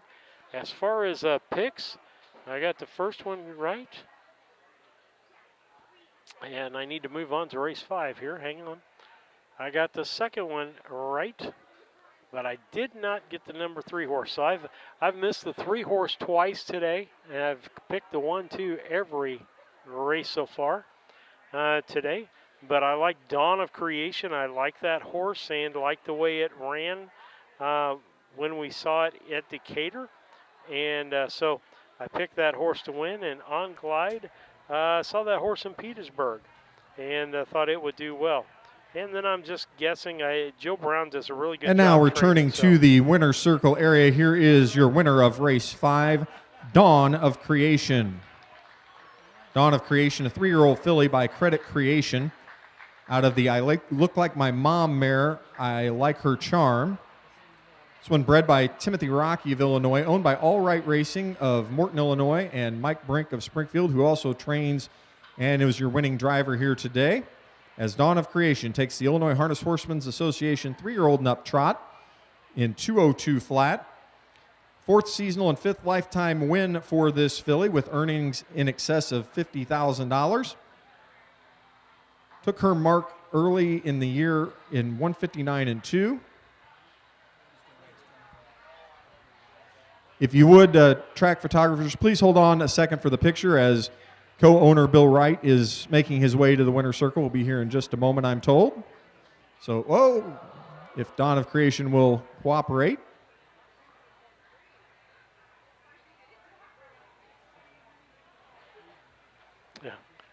David got a lot of horse there at that time. And here are co-owners Bill and Maddie Wright to join the winner's circle presentation. As I mentioned, this filly with 5 lifetime wins now, a mark of 159-2, taken earlier this year at Springfield. He's been a very good performer for All Right Racing LLC and trainer Mike Brink. Congratulations to Bill and Maddie Wright, Mike Brink, and all the connections of Dawn of Creation, who wins here in race 5.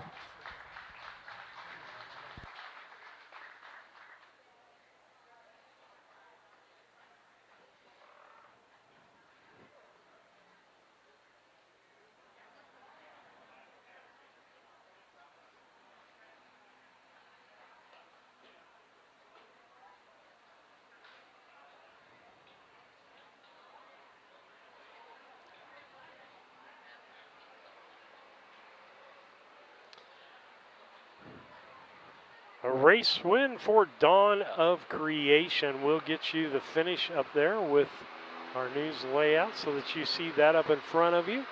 5th race in the books in the Logan County Fair. We're race 6 and race 7 left for you today. We'll be back after these messages.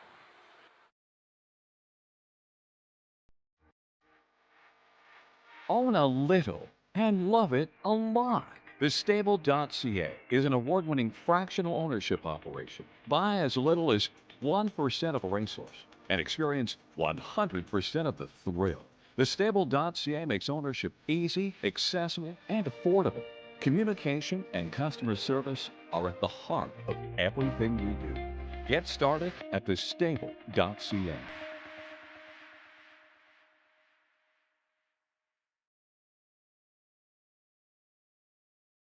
Indispensable.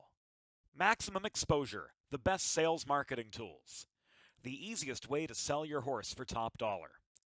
The wave of the future. Since holding their first sale 20 years ago, OnGate.com has become harness racing's leading marketplace, with over 13,000 registered users buying and selling racehorses and bloodstock through daily online auctions. Browse listings for free and buy your next racehorse at OnGate.com. OnGate. We've changed the way the business works.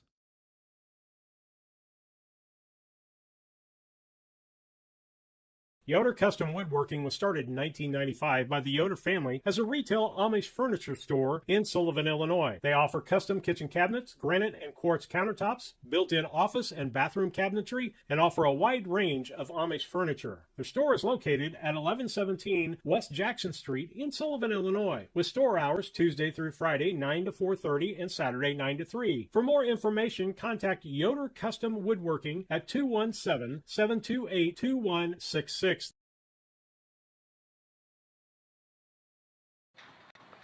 Back with you on Harness Tube, finish of race 5. David, you had your hands full down there. There's some people probably cringing that have never watched that before. It made me work up a sweat today. What is this? I don't know. I was looking at them hooves to see that whether I was going to lose my host for the afternoon or not. You know, and Mike's a great horseman. He kind of gave me a heads up. He said, uncheck her. He's like, she might throw herself. So I was being very careful. I was talking to her, and she behaved pretty good. But when she wanted to commit, there's no warning. She just comes up. You know, Yeah. there's no holding on to her because when she goes, she goes. So I kept her head down, kept her relaxed, and I was going to walk her in circles till Bill and his wife got there. But, you know, just kept her still, and she did a great job. She's all right. I hate to tell you this, but You I wanna didn't, get- I know. I didn't get to trifecta, but I've missed 2 Hey. third places today, and My buddy got Horace got every for third, first didn't and he? second. Wasn't Huh? Buddy still third? Aqua's Bud? Aqua's Bud was hung on for third. Good. So I hit the trifecta. I just had to box it. I didn't quite put it in the right order. Yeah, you didn't put it in the right order, and I'm picking to do in the right order. So, hey, I'm hot today. Well, Tomorrow I won't be able to Is pick that a a new race. term to you? Have you ever heard boxing a trifecta before? No, tell me how That's a to great- box a trifecta. So let's start with an inexacta. Let's say I want in the 6th race I want Joni B to win and Never Till Now to finish second. Then I would bet a 2-4 exacta per se.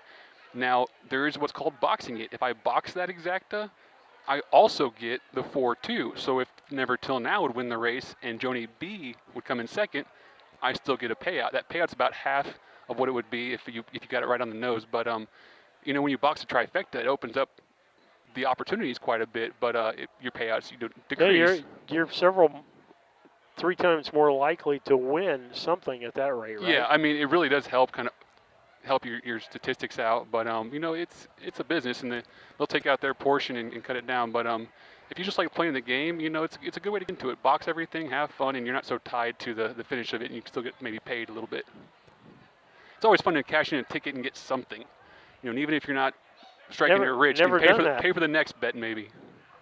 Okay, got 3 driver changes here, and we've got Jill Brown. Jill's worked right off today. She's been on and off and on and off and on and off since an hour before the races. So I would imagine that I think Chris is someplace else. He's probably at Altamont, yeah. And so they've got horses down there. I don't know who their groom is over there, but that whole team must be working their butt off today, because in 2 locations and, you know, short staff and so many horses and so little time. And we talked about this. Rick Schrock is driving 4 or 5 races today. Yeah. I mean, he's an excellent driver. I like watching Rick drive. I was sad, actually, when we started that I wasn't seeing him much this year. You know what, the racing in this state's kind of changed a little bit with the Springfield and DuQuoin dates. It gives you opportunity to put the best in the state on your horse. And Rick's a smart horseman. He can drive a horse. It's pretty good, you know, best as anybody. But when you get those guys in the driver's colony who drive together every night, they have a timing and a flow, and they can almost predict the other's moves. And so Rick usually hands the lines over to those kind of guys, and he knows that will give his horse the best chance. But that being said, like you mentioned, Rick's from a long line of horsemen. He knows what he's doing. He could drive a horse about as good as anybody out here. Well, and here's the other thing. If you're having somebody drive, I noticed this happens because it's happened to driver changes in Mount Sterling at the races. Somebody's hot. And I tell you what, you want your horse to win, and so sometimes you give up driving your own horse to have somebody else, because some of the drivers that come down from Chicago are grabbing drives because they know what to do out there. Yesterday is a good example out in Meadows at the Adios card. A local horsewoman, I should say, Angie Coleman, she's from down in Altamont, Kyle Houston's aunt. She's out there at the Meadows training horses now, and she has a horse for Ivar Hingstrom, who's racing at Springfield. And that horse had probably arguably the best driver in the world. He's a New Zealander named Dexter Dunn in the bike. He happened to be in town for the big race, so Angie put him down in the bike, and you know what? The horse took a new lifetime mark. Pacers are out for race 6. And got a nice little payout, too. So you're right. Putting the best of the best up does help, you know, a lot of times. And we'll get the horses up here for you as we are making those final driver changes for today. For this, want to thank our donors Race 6 is the first of 2 divisions of our overnight can't forget those guys. Pace, maiden pace. But here we are. Non-winners and you haven't seen the times up because they haven't been really consistent the last couple of races. Yeah, you know what? Field of 5 will compete here for a purse of $750. We've been up there. We know how it goes.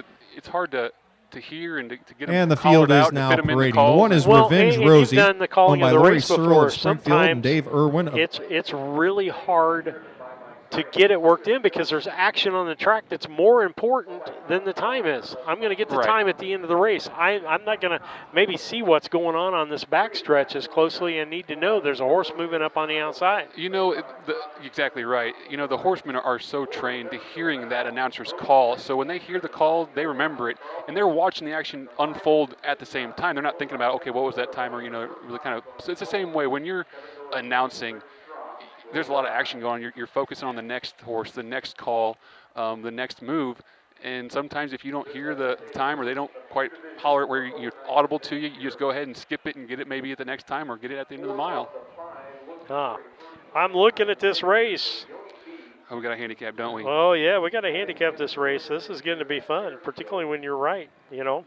A lot of pressure on you. Okay. I'd say Joni B's got to be a heavy favorite in here. Just having 23 starts lifetime, you know, will let you do more when you know how to race. You know what to, you know, your horse kind of can be driven and whatever you want to do with them, you can do it. You don't have to kind of rely on their temper for the day. I'm going with the 2, then the 1, then Pasqualina, because we've seen that horse several times this summer. And so I'm going 2, 1, 3 again. I got to follow the 2 again as well, just because, like I said, there's 23 starts on there, and that's tough to overcome. Sure, folks, he's just jumping on my wagon. I'll let you pick first. I picked first. You picked Mike and Revenge Rosie for second. I might throw in Rick Schrock there. That horse is a rockin' image it's an Indiana bred of a Real Desire mare. So this is a well-bred horse. It's Indiana bred, owned by a high-powered team, Kevin Miller, Bert Hochsprung. We've seen their names all over the fairs, trained by Kevin Miller.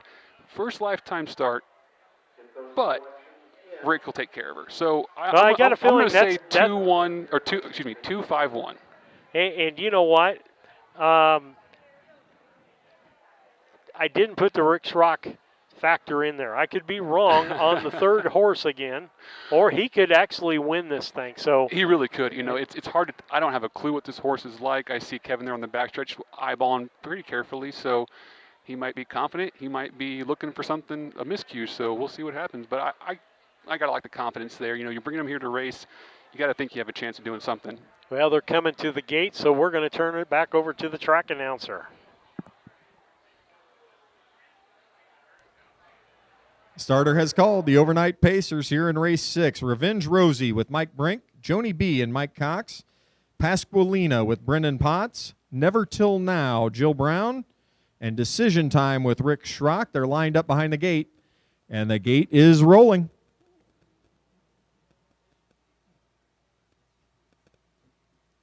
Here they come. And they're off and pacing. Nice start here. Middle of the racetrack. Pasqualina left hard. Between horses, Joni B also got away well. And down along the inside, Revenge Rosie now scoots up for Brink to take a narrow lead as Joni B just to that one's outside. Along the inside third, that's Never Till Now, as Pasqualina has backed off into fourth. Decision Time gets away in fifth as the overnight pacers rolling down the backstretch. Pretty good clip here. Revenge Rosie on top by 3 parts of a length. Joni B now wrangled back into second for Cox. Couple links back to Never Till Now in third. They were off the quarter in 31 flat, so an honest opening pace here as Revenge Rosie, Revenge Shark 2-year-old filly, leads them around the turn. Right on her back, that's Joni B. Another 2 links back to Never Till Now.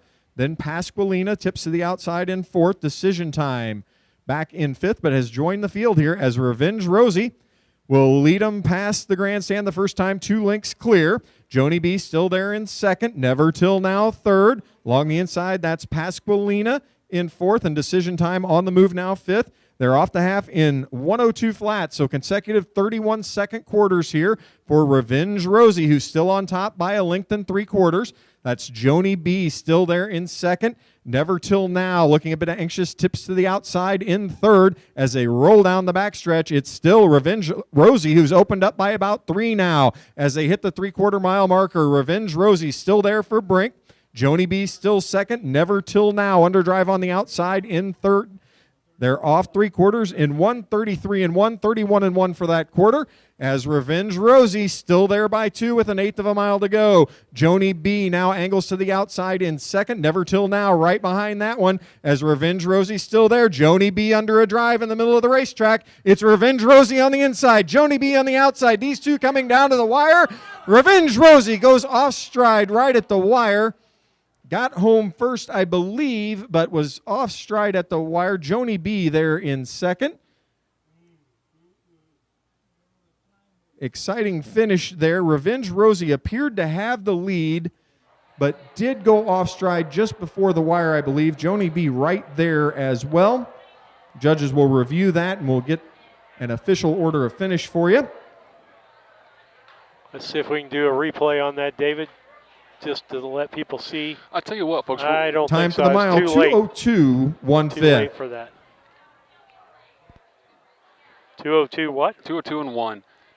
I got to give your guy a shout out here. Rick Schrock, and most people won't notice it, but as a horseman paying close attention, when Mike Brink went off stride right there at the wire, Rick was, 10, 15 lengths back. He had room, but he knew the trouble that was going to happen in that first turn. And Rick took that horse wide on his own with no reason to, just to try to avoid the breaking horses and give everybody room to kind of make their own lane and not run over each other. So, Rick Schrock, a very heads-up move there, taking care of his fellow drivers, fellow trainers.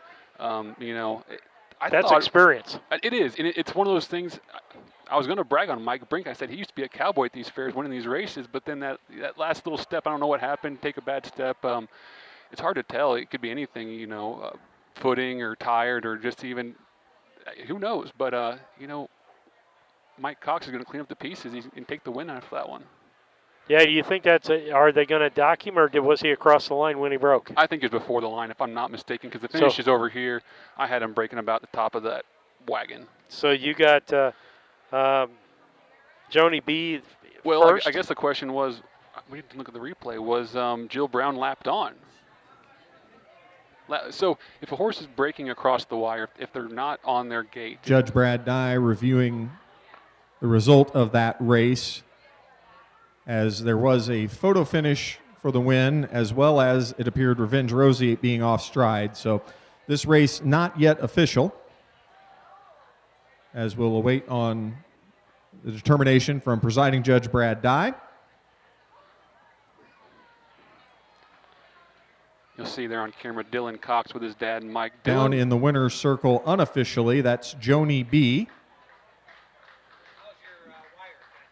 Joni B., the 4-year-old mare by Wells Said, out of the Sportsmaster mare Els Bells.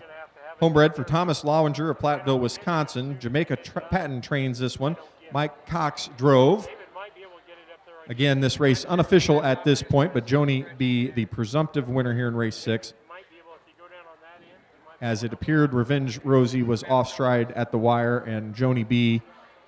did appear to be lapped on. If you're unfamiliar with the rules at the finish, if a horse is off stride and another horse is on stride and is lapped on or within a length, that horse can be placed ahead of the breaking horse. So we will await the final determination here from Judge Brad Dye. That mile again in 2:02.1/5. The quarter was in 31 seconds, the half 1:02 flat.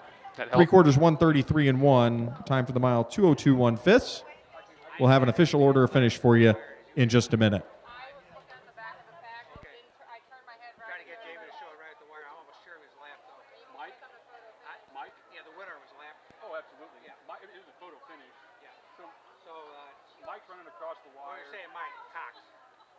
Mike Brink was running. Mike Cox was lapped on. Exactly. He's definitely, he threw his head about in the middle of one of those flowers. Yeah, that was about right. That's where I saw it too. Okay, and I just want to have it in case they ask. I have confirmation. Yeah. Absolutely. Yeah. I mean, they're almost head and head. Yeah. Right. Tina, what else did you have in that while we're here? The only break you have is the one. I had. Did you 3 make one? Yeah. Yeah. Okay. I thought he might have made one. Now Rick was behind him. I don't think we're getting problems. I just talked to him. He said no problem. No. He said Jill Brown was going to the grass almost all the way around. She did. She did just for about. I don't understand why she did. She didn't pick up any ground. Her horse put her nose in there. I saw that. I got to talk to her too. I don't know what. Okay. The quarter was 31 flat. I couldn't quite hear what he said. 102, 33 and 1, 202 and 1. And the quarter is 31 flat. Yes. And the rundown is 2, 1, 5, 3, 4. Well, yeah, for the placing, So one P2 we're gonna say. We're gonna just reverse him on a lap down break. Was he already almost ahead of him at the wire? I think you can give Cox the win and it would be valid. I really do. You just talked to the photo. Yeah, just make sure she has. I'm sure it has. Oh. I think the outside's Real tight. Horse we're at a great angle, but yeah, you can do it either way. I think. I mean, the 1 P2 might have been there on the wire, but. Right here. Do you think it was? I can bring it up here. Okay. Okay. Thank you. Need a little time anyway. I only have 7 minutes. Still waiting for official results here in race 6. The upcoming 7th race, 2 driver changes to note. The 1, Tricks After Dark, Jill Brown will drive, and the 4, Rocking the Crown, Brendan Potts. So note those changes for the upcoming finale. Again, the 1, Tricks After Dark, Jill Brown, and the 4, Rocking the Crown, Brendan Potts. Thank you for being with us this afternoon on a beautiful day for harness racing. Again, we'll be back here tomorrow at 1:30 p.m. 9-race card on tap featuring the Illini Colt Association events for Illinois breds.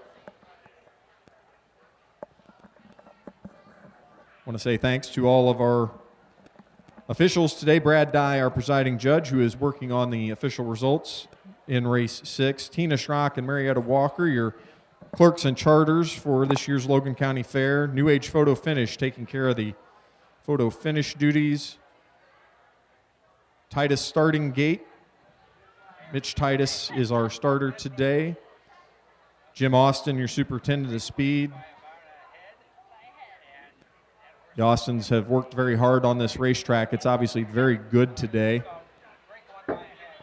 Appreciate all their efforts. Of course, the folks handling the pick-a-winner for us today. Our timers up here in the booth, Dave Irwin, Roger Weston, Jim Walden. Done a fine job, as always.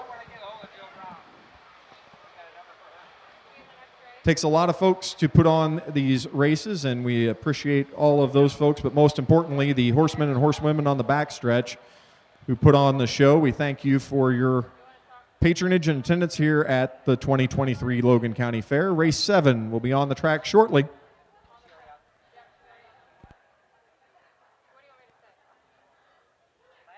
break. 2 is the winner. The 1 was the initial winner, but placed second. Okay, 1 horse finished first by a head. Placed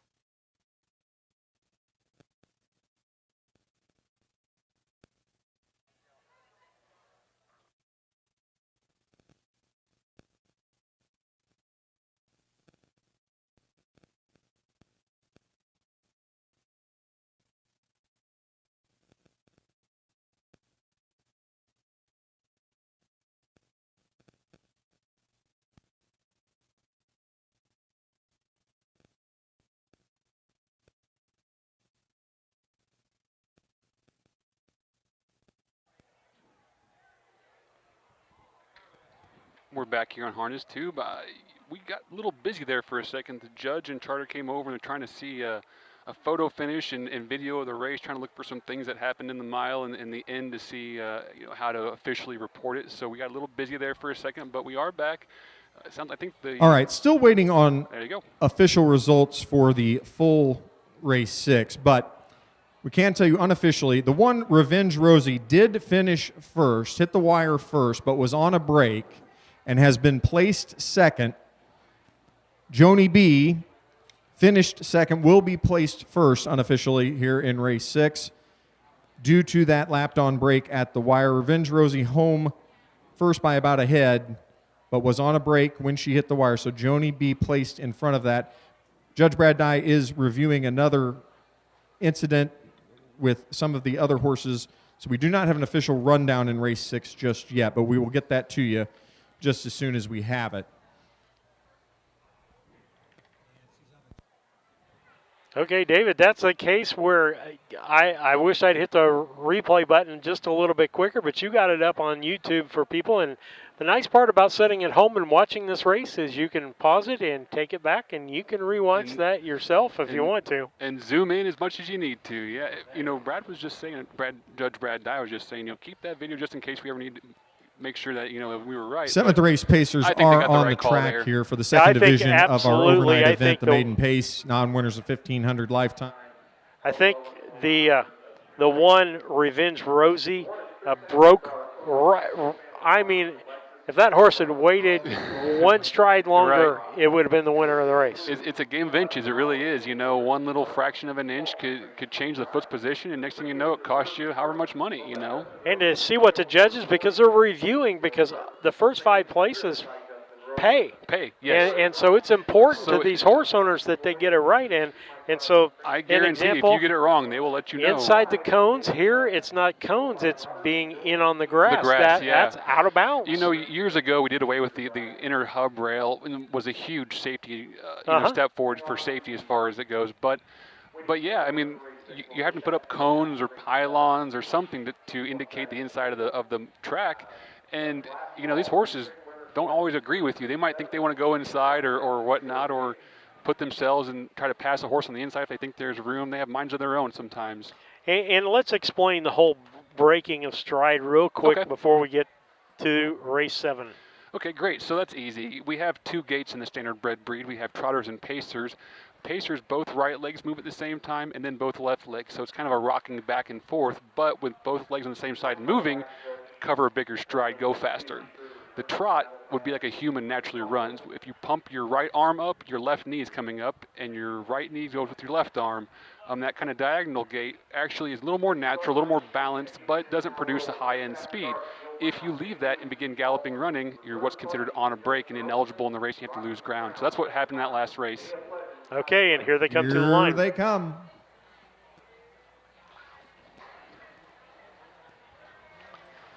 And they're off and pacing along the inside. Vinny Liu out very quickly as reserve parking also left well. Along the inside, Tricks After Dark now slides up into third as Rocking the Crown will get away in fourth. And Day of Legends fifth as the Pacers power into the first turn. They're led by Vinny Liu by 2 lengths. That's reserved parking along the rail there in second. Another length and a half back to Tricks After Dark in third. 2 more back to Rocking the Crown, and then a gap of 3 to Day of Legends as the field rolls down toward the quarter-mile mark, led by Vinny Liu and Steve Halford by 2 lengths. Reserve parking still there in second. They were off the quarter in 32 seconds flat, so a very reasonable opening panel here for Vinny Liu, looking for a first lifetime win here today. Reserve parking still there in second. 2 more back to Tricks After Dark. Along the inside, that's Rocking the Crown fourth. Now tipping to the outside and on the move. Here's Day of Legends.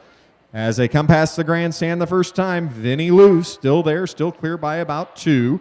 Reserve parking right behind that one in second. Now Day of Legends has moved up into third for Mike Brink. Tricks After Dark along the rail in fourth. Rocking the Crown fifth. 103 flat for the half. And they're still chasing Vinny Liu. Vinny Liu clear by about 2. Reserve parking there in second. Now on the outside, Day of Legends has moved into third. Tricks After Dark fourth. And Rocking the Crown underway in fifth. Just over a quarter mile the pace. The lead has shrunk now, though, for Vinny Liu as reserve parking under a drive for Roberson. These two only a length apart. They're off 3/4 and 1:32.1. Vinny Liu still there. Reserve parking still giving chase. Gap of about 7 back to Day of Legends in third as they come into the stretch. Vinny Liu still there. Reserve parking now moves to the inside, but Vinny Liu has opened up by about 2.5, and Vinny Liu is going to get home a winner here in our finale for Steve Halford. Reserve parking will be second. Day of Legends third. Rocking the Crown fourth.